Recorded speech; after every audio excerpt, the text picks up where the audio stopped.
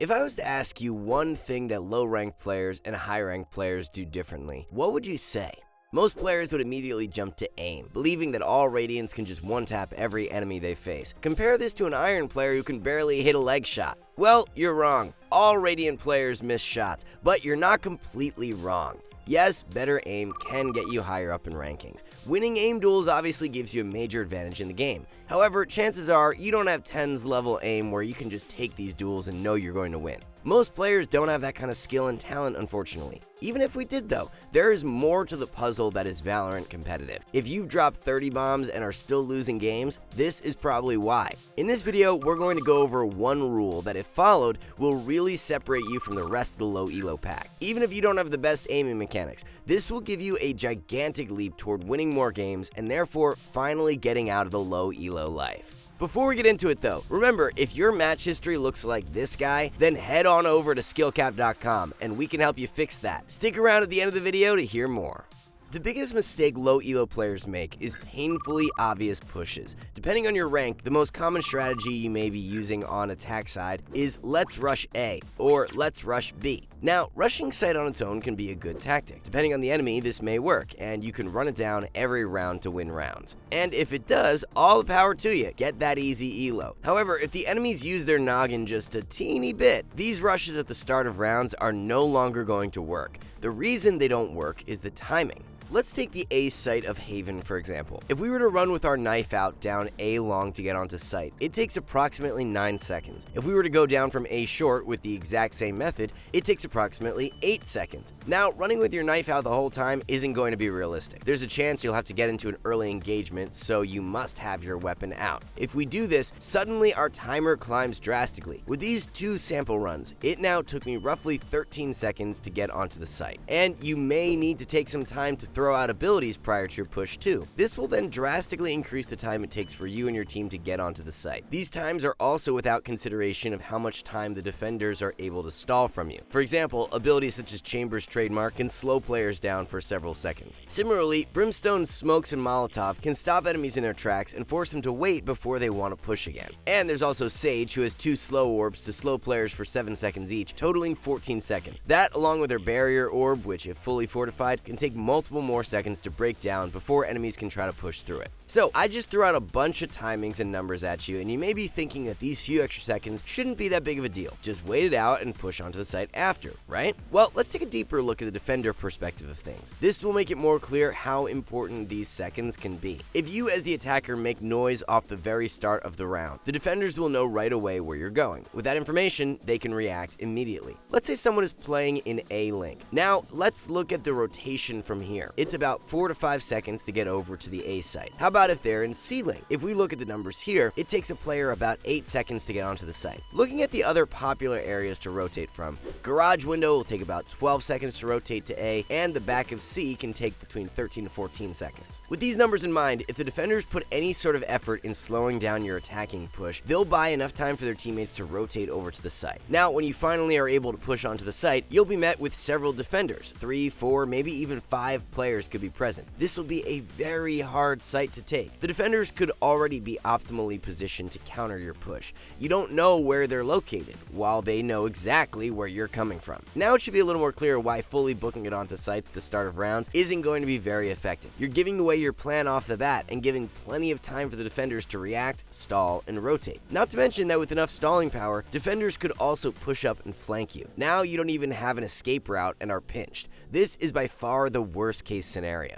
Valorant isn't so simple that you can just rush your way to Radiant. Rounds can last up to 1 minute and 40 seconds, and there's a reason for that. You need to learn to play rounds out if you want to increase your chances of winning on the attack side. Most low elo players don't do this, so if you do, you'll be miles ahead of them and out of low elo jail. There are 3 essential goals you want to achieve during a round before you commit to a site. First, you want to gather information on the enemy. What does their setup look like? How many players are on each site? Which agents are on each site? With intel, you'll have a better idea of what abilities abilities and positions are coming your way. Based on that, you can determine what the best place is to push. Second, you want to burn through the enemy's utility. Assuming the enemy saved enough credits, they'll start the round out with full abilities. You want to try to bait those abilities out early on in the round. You could do this by using abilities on your own to force a reaction. For example, if I throw up a Viper wall onto site, the defender may respond by throwing a smoke or molly in anticipation that your team could be heading towards them. Or you can make noise and presence that will likely cause enemies to throw abilities in case you try to make an aggressive move. This is the, hey, we're trying to rush you, but not really, tactic. The best part about this is that you don't have to use any abilities of your own. A few footsteps and shots could be all it takes to get the enemy to waste a smoke or sage wall. If you do this properly, the enemy won't have enough abilities to stall your push when it actually happens. Third, you want to look for picks to create space and gaps in the enemy's defense. If we're able to get into a favorable duel and win it, that'll give a man advantage to your team. Along with that, it can force the defenders to reposition so that they can cover lost ground. This will likely split them up further, thus making it easier for you to push a choke point or site. When looking for picks though, we recommend doing this with a teammate so that someone is around to trade. Plus, having strength in numbers is never a bad thing. If we accomplish even one of these 3 goals, pushing onto site later in the round is going to be way easier. The more, the merrier though.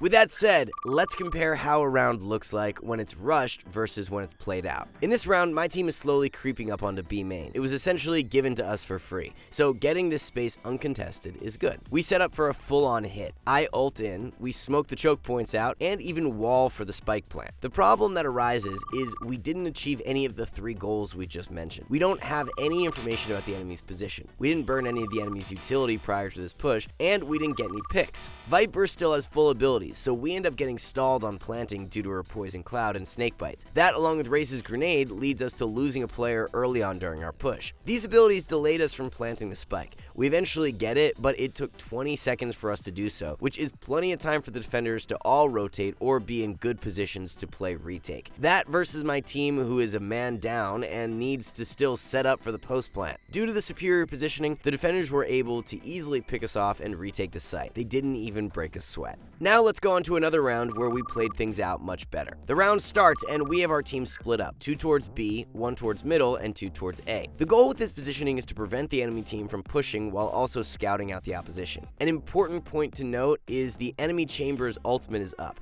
so finding specifically where he is located is crucial to avoiding an operator. Unfortunately, we find out the chamber's position with raw peaks and end up falling victim to tour de force. Because we're a man down, it's even more important that we try to gather more information, burn abilities, or look for a pick of our own to even the round out. I know chamber's B, so it's better to look through middle or A to get a rifle duel rather than taking on an operator. I find the initial frag onto Raze through knowledge of where she played in previous rounds. She was consistently on rafters, so this was an easy pre-fire and kill. Now we have the A site weakened, but we're not really in position to fully push out. Only 2 of us are close to A, and we have our other teammates scouting out middle and B. Because of this, I continue to look for additional picks with my Sage. I end up lucking out and catching Breach whiffing on pipes. I snag the frag onto him, and we have the man advantage, 4 versus 3. Now the situation has changed. We have Omen, who can rotate to A relatively quickly, and who can also listen to and cut off rotations from B. We know Chamber, at the very least, is still on B, but there would be 2 players on site, and with how fast we got our picks, they aren't likely to be in good positions yet to take us on. This ends up being the case, and with the help of a Sage wall, we end up getting the spike down with minimal delay from the defenders. Our Jet also rotates over to A quite quickly, being late by only a few seconds after the spike has been planted. Now we have a 3 versus 2 spike defense, while Omen can fiddle with Chamber to delay time. The odds are in our favor. The enemy knows that, and their Viper tries to use her ultimate to make for an easier retake. Our strength in numbers pays dividends though, as the Viper couldn't check every angle at once. I get the timing right and flank her from behind, while our Omen ends up toying with Chamber and eventually actually grabbing the frag off him. The hecticness of Viper's pick going down allows me to also surprise Sage and get a pick on her as well. Now it's 4 versus 1 and we overwhelm the remaining Rays. That round was really based on our 3rd goal of going for picks.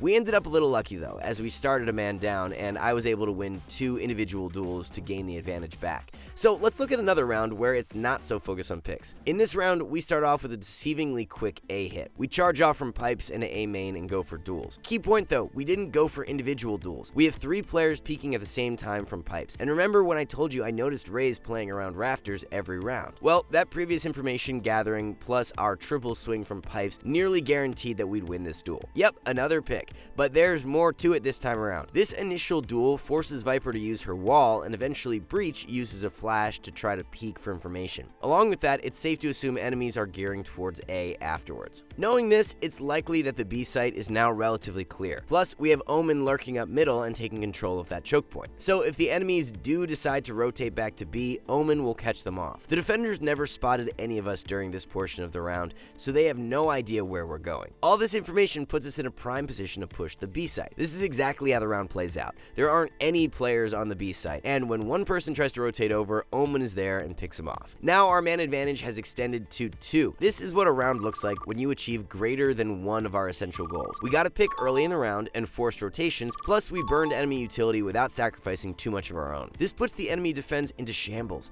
They have to spend significant time rotating, plus they have less players and less abilities to play retake with. Without an insane play being done, the round is nearly guaranteed at this point with the way we played it out. That's all we have for today's video. Next time your 5-man rushes stop working, consider playing the round out while focusing on 3 goals: gathering information, burning enemy utility, and finding early picks. If you achieve even one of these goals, you'll significantly improve the odds of you and your team winning the round. If you achieve more than one without losing players or using too many resources yourself, you're nearly golden. To wrap this up though, it's important to note that hard pushes at the start of rounds do have their place. Sometimes the enemy team isn't good enough to handle it, in which you'll want to abuse these rushes as much as possible. Or on the other hand, a quick rush after a slow round can catch defenders off guard. Defenders may not expect the change of pace, and as a result, they aren't properly prepared for it. For most rounds though, you'll want to play things out and look to gain an advantage prior to committing to a site. Get the round in your favor so that your site hints have a higher chance of succeeding. That's all we got for our video today, but remember that if you're really looking to improve at Valorant, I highly recommend checking out SkillCapped.com.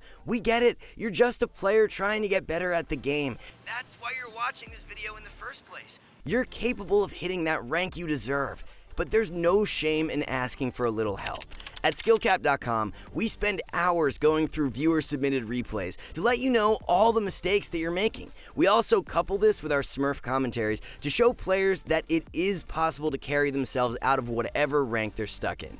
It might seem hopeless at times, but trust me when I say we can help you out. All you have to do is check out SkillCapped.com. Link in the description below. That's going to do it for us today, though. As always, we here at SkillCapped want to thank you all for watching, and we'll catch you in the next one.